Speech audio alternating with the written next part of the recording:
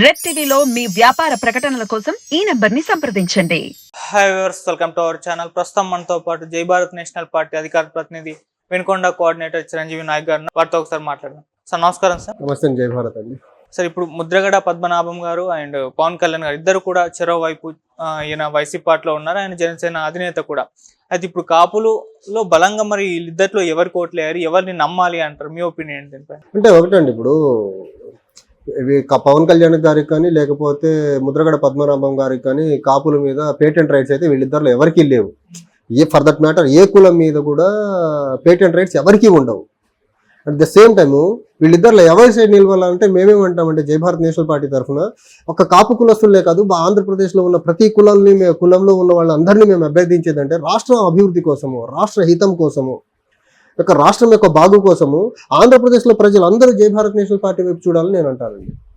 Okay, అంటే అప్పుడు ముద్రగడ పద్మనాభం గారు ఫైట్ చేస్తారు కదా కాపుల కోసం అని చెప్పేసి, వాళ్ళ రైట్స్ కోసం అని చెప్పేసి ఆ మధ్య చాలా ఫైట్ చేస్తారు కదా చంద్రబాబు గారి హయాంలో. ఈ మధ్య ఎందుకు చేయట్లేదు? మరి ఈ మధ్య 2019 నుంచి 2019 ఆయన రిజర్వేషన్ కోసం పోరాడారండి.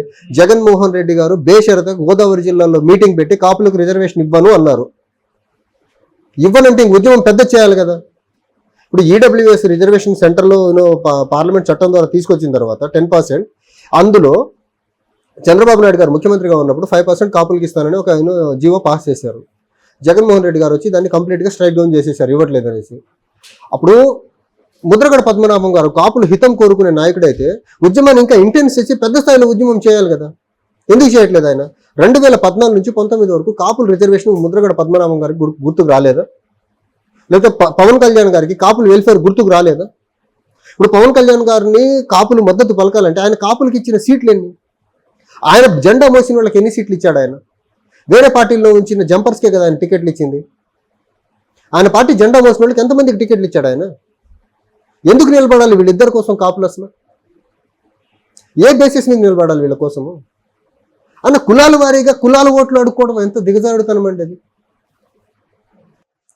మీ పార్టీ కోసం నిలబడాలని చెప్తున్నారు, ఎందుకు నిలబడాలి? అన్ని కులాలు మమ్మల్ని మా కోసం నిలబడాలి. మేము ఒక కులం మా వైపు చూడమని అన్నట్ల ఆ కులంతో పాటు అన్ని కులాలని మా దిక్కు చూడమని అడుగుతున్నాం, మమ్మల్ని మద్దతు ప్రకటించమని అడుగుతున్నాము. మా పార్టీ సైడ్ ఒక కులం కాదు, అన్ని కులాలు చూడమని అడుగుతున్నాం. మేము కుల మతాలకు అతీతంగా అందరూ జై భారత్ నేషనల్ పార్టీని మద్దతు పలకాలని కోరుకుంటాం. మేము అదే ఎందుకు చూడాలి అంటున్నాం, అభివృద్ధి చేస్తామనండి. వీళ్ళు చేయలేదు, మేము చేయగలం కదా. ఇప్పుడు పవన్ కళ్యాణ్ గారు 10 సంవత్సరాలు యాక్టివ్ పాలిటిక్స్ లో ఉన్నారు. ఆయన కాంట్రిబ్యూషన్ ఏంటి ఆంధ్రప్రదేశ్ పాలిటిక్స్ కి చెప్పండి? ముద్రగడ గారు ఎప్పటి నుంచో ఉన్నారు, ఆయన కాంట్రిబ్యూషన్ ఏంటి? ఆయన సొంత సామాజిక వర్గం కోసం పోరాడడం ఏం ముద్రించారు ఆ సామాజిక వర్గం కోసం? అయినా కులం ప్రాతిపదికన ఓట్లు అడిగే వాళ్ళని అసలు నాయకులుగా ఎలా చూస్తాం మనం? చెప్పండి. అసలు వాళ్ళు కావాలంటే కుల సంఘాలు పెట్టుకొని పనిచేసుకోమనండి. వాళ్ళకి రాజకీయాలు ఎందుకు కులం గురించి మాట్లాడే వాళ్ళకి? ఈ మధ్య టీవీలో కూడా ఆ డిబేట్ అయితే చాలా డిబేట్స్ ఎక్కువైపోతున్నాయి. ఒక కులం చుట్టూ రాజకీయం ఏంటండి? ఆంధ్రప్రదేశ్లో వేరే కులాలు లేవా? కులాల చుట్టూ రాజకీయం తిప్పడం ఏంటి? అసలు అభివృద్ధి చుట్టూ కదా రాజకీయం తిరగాల్సింది. రాష్ట్రంలో ఉన్న పెండింగ్ సమస్యల చుట్టూ కదా తిరగాల్సింది. ఆంధ్రప్రదేశ్ రాజధాని ఎక్కడుందో దాని చుట్టూ కదా రాజకీయాలు తిరగాల్సింది. ఇప్పుడు ఏపీ పాలిటిక్స్ అంతా అలానే ఉన్నాయి కదా. ఏపీ కాదు, దేశంలో పాలిటిక్స్ అని ఇలానే ఉన్నాయి కదా. ఈ సోకాల్డ్ ఎస్టాబ్లిష్డ్ పార్టీస్ ఏవైతే ఉన్నాయో, బలమైన పార్టీలు అనుకున్న ప్రలోభాలతో రాజకీయాలు చేసే పార్టీలన్నీ ఏదో కులాన్ని కానీ మతాన్ని కానీ లేకపోతే ప్రాంతాన్ని కానీ అడ్డు పెట్టుకుని రాజకీయాలు చేస్తున్నాయి. ఆ ప్రాంతం యొక్క అభివృద్ధి కోసం కానీ state as a holistic welfare గురించి వీళ్ళు రాజకీయాలు ఎప్పుడు చేయట్లేదు. ఏ పార్టీ చేయట్లేదు. దరిద్రం దేశంలో ఉన్న ఎస్టాబ్లిష్డ్ పార్టీస్, రాష్ట్రాల్లో ఉన్న ఎస్టాబ్లిష్డ్ పార్టీస్ అన్ని ఓట్ బ్యాంక్ పాలిటిక్స్కే కన్ఫైన్ అయ్యి, రాజకీయం అంటే ఓట్ బ్యాంకు, ఆ ఓట్ బ్యాంక్ చుట్టే రాజకీయాలు తిప్పుతారు తప్ప అభివృద్ధి చుట్టూ రాజకీయం తిప్పే పరిస్థితి దేశంలో కానీ రాష్ట్రంలో కానీ లేదు. దీన్ని రూపుమాపాలన్నదే జై భారత్ నేషనల్ పార్టీ యొక్క ప్రథమ లక్ష్యం. కుల మతాలకు అతీతంగా ఓట్ బ్యాంక్ పాలిటిక్స్ చేయకూడదు, అభివృద్ధి రాజకీయాలు చేయాలా, రాష్ట్రాన్ని అభివృద్ధి పరంగా ఎలా ముందుకు తీసుకెళ్తారో చెప్పాలా, ఆంధ్రప్రదేశ్ దేశంలో ఉన్న రాష్ట్రాల్లో ఆంధ్రప్రదేశ్ని అభివృద్ధి పరంగా అగ్రగామిగా ఎలా నిలుస్తారో ఆ ఓరియంటేషన్లో రాజకీయాలు జరపాలా. అంతే తప్ప కులాల చుట్టూ రాజకీయాలు ఏంటండి? 21st సెంచరీలో కులాల చుట్టూ రాజకీయాలు ఏంటి? కానీ ఇప్పుడు పవన్ కళ్యాణ్ గారు ఒక్కసారి కూడా అధికారంలోకి రాలేదు. మరి ఆయన డెవలప్మెంట్ గురించి మీరు ఇప్పుడు పవన్ కళ్యాణ్ గారు అధికారంలోకి రాలేదంటే ఎవరేం చేస్తారండి దాన్ని? ఆయన 21 సీట్లతో పోటీ చేసి 21 సీట్లతో ముఖ్యమంత్రి అవుతారు. ఆయన 170 స్థానాల్లో ఆయనగా పోటీ చేస్తే ఆయన ముఖ్యమంత్రి అవుతారేమో, ప్రజలు ఆదరిస్తే. 21 సీట్లతో ముఖ్యమంత్రి ఎలా అవుతారు?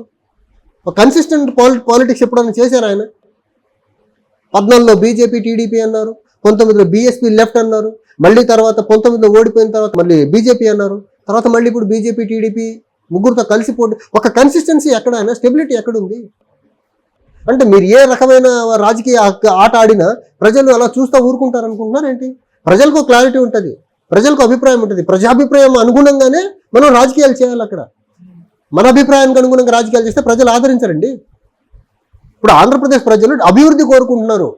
10 సంవత్సరాలుగా మోసం చేస్తున్న బీజేపీని ఆంధ్ర రాష్ట్రం నుంచి తరిమి కొట్టాలనుకుంటున్నారు. అలాంటి బీజేపీని తీసుకొచ్చి మీరు ఆంధ్రప్రదేశ్లో పెడతారేంటి?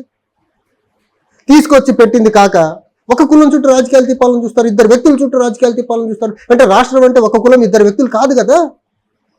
ఇటు చూస్తే ముద్రగడ పద్మనాభం గారు పోటీ అయితే చేయట్లేదు. మరి ఏమంటే వ్యక్తుల చుట్టూ రాజకీయాలు తిప్పొద్దండి, రాష్ట్రం చుట్టూ రాజకీయాలు తిప్పాలా, రాష్ట్ర అభివృద్ధి చుట్టూ రాజకీయాలు తిప్పాలంటున్నాం మేము. 2 వ్యక్తుల చుట్టూ ఎందుకు తిప్పుతున్నారు రాజకీయాన్ని? టైమ్ అండ్ అగైన్ 70 సంవత్సరాలుగా జరుగుతుంది ఇదే కదా. 2 వ్యక్తుల చుట్టూ లేకపోతే 2-3 కులాల చుట్టూ రాజకీయాలు తిప్పే కదా ఆంధ్రప్రదేశ్ని రాజధాని లేని రాష్ట్రంగా మిగిలిచింది. గత 10 సంవత్సరాల్లో కూడా 2 వ్యక్తుల చుట్టూ లేకపోతే 2 పార్టీల చుట్టూ రాజకీయం తిప్పబట్టే కదా పోలవరం ప్రాజెక్ట్ పూర్తి కానిది, రైల్వే జోన్ రానిది, మనకు ఆంధ్రప్రదేశ్ అభివృద్ధి పరంగా వెనకబడిపోయింది. ఈ 2 పార్టీల చుట్టూ 2 కులాల చుట్టూ లేకపోతే 2-3 వ్యక్తుల చుట్టూ రాజకీయం తిప్పడం ఆపినప్పుడే ఆంధ్రప్రదేశ్ అభివృద్ధిలో ముందుకెళ్తుంది. దాంట్లో ప్రధాన భూమికి పోషించాల్సింది మీలాంటి మీడియా వాళ్ళండి.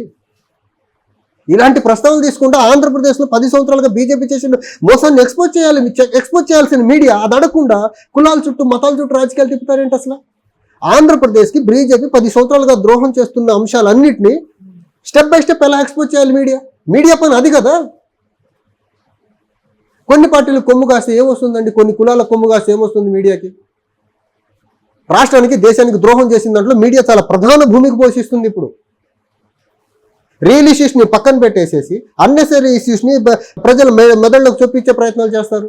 రాష్ట్రానికి కావాల్సింది ఏంటి, దేశానికి కావాల్సింది అది ఆలోచించరేంటి? అసలు అభివృద్ధి గురించి ఆలోచించరు, ఎంప్లాయ్మెంట్ గురించి ఆలోచించరు, హెల్త్ ఇన్ఫ్రాస్ట్రక్చర్ గురించి ఆలోచించరు, ఎడ్యుకేషనల్ ఇన్ఫ్రాస్ట్రక్చర్ గురించి ఆలోచించరు, జనరల్ ఇన్ఫ్రాస్ట్రక్చర్ గురించి ఆలోచించరు. ఆంధ్రప్రదేశ్లో రోడ్లు చూడండి ఎంత దయనీయంగా ఉన్నాయో. రీసెంట్గా వైజాగ్లో ఎంత డ్రగ్ పట్టుబడ్డదండి, దాని గురించి మాట్లాడరేంటి? అది ఎవరు తీసుకొచ్చారు, ఎక్కడి నుంచి వచ్చిందో ఆ కల్పరేషన్ పట్టుకునే ప్రయత్నం చేయరు.